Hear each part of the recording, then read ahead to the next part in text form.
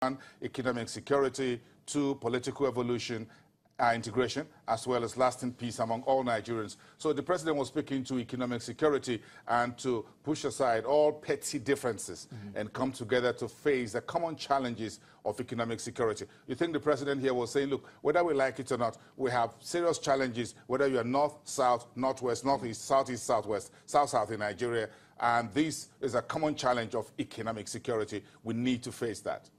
Well, most definitely. At the same time, I guess we all need to remember that different regions have particular challenges that are intertwined with the economic situation. So if you look at the Niger Delta, for example, the improvement in that area has been key to widespread improvement. So as much as we understand that we're all in this together, we must still remain sensitive to strategic and particular issues that are valid and must be addressed across all lines. Yeah, if you look at the north as well, we've seen a number of initiatives from the private sector.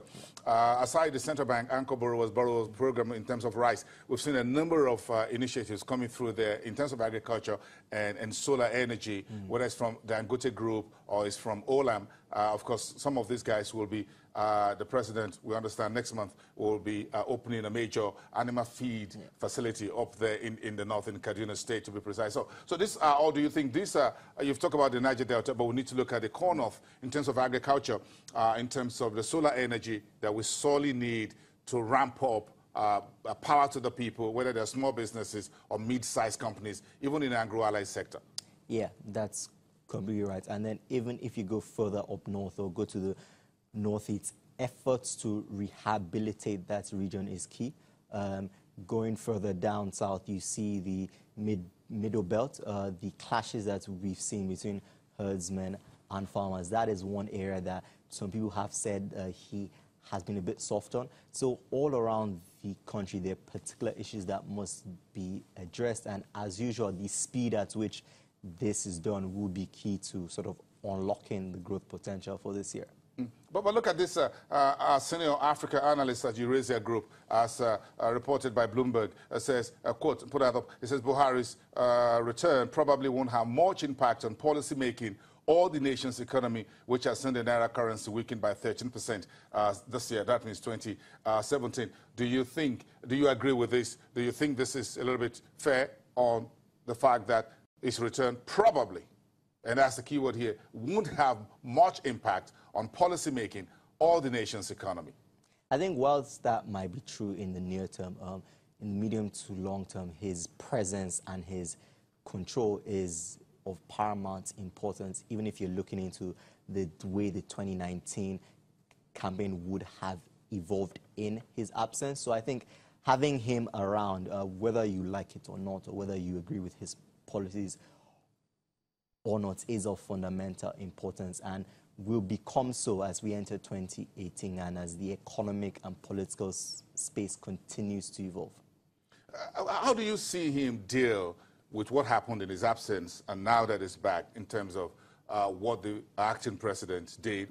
You talked about the executive orders earlier and how it's been implemented moving forward, all the moves in the Niger Delta and what have you. How do you think the president should deal with these issues?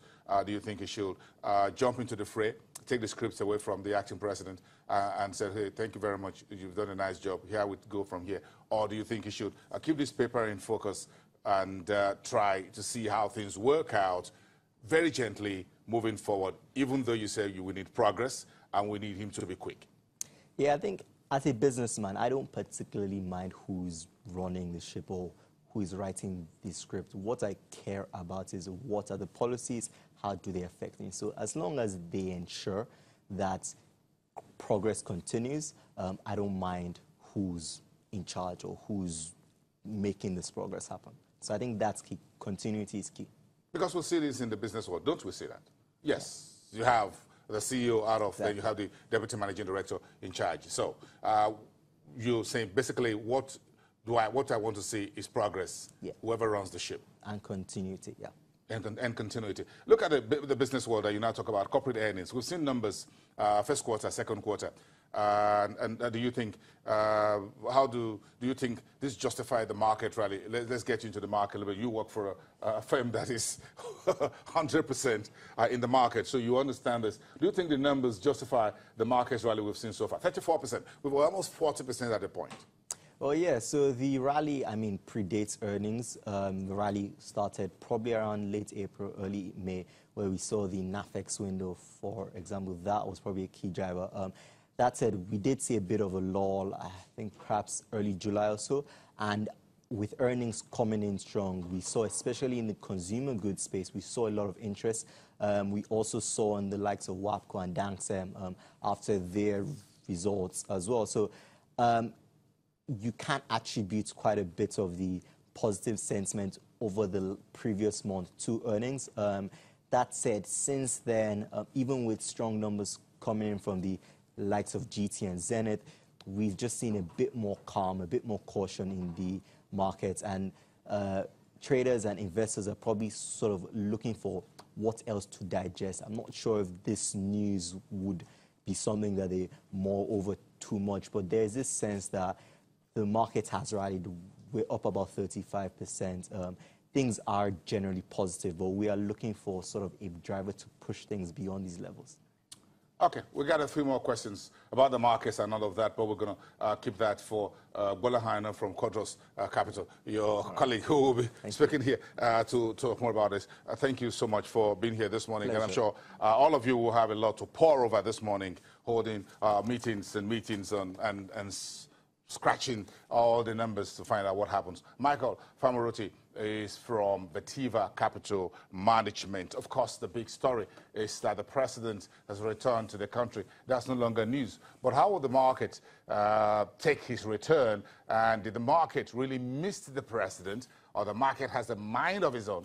We've got a lot to talk about the fundamentals, and the market that's been running on steroid since the month of April. We'll put all of this together on the inbox of the president. We'll be back in 2.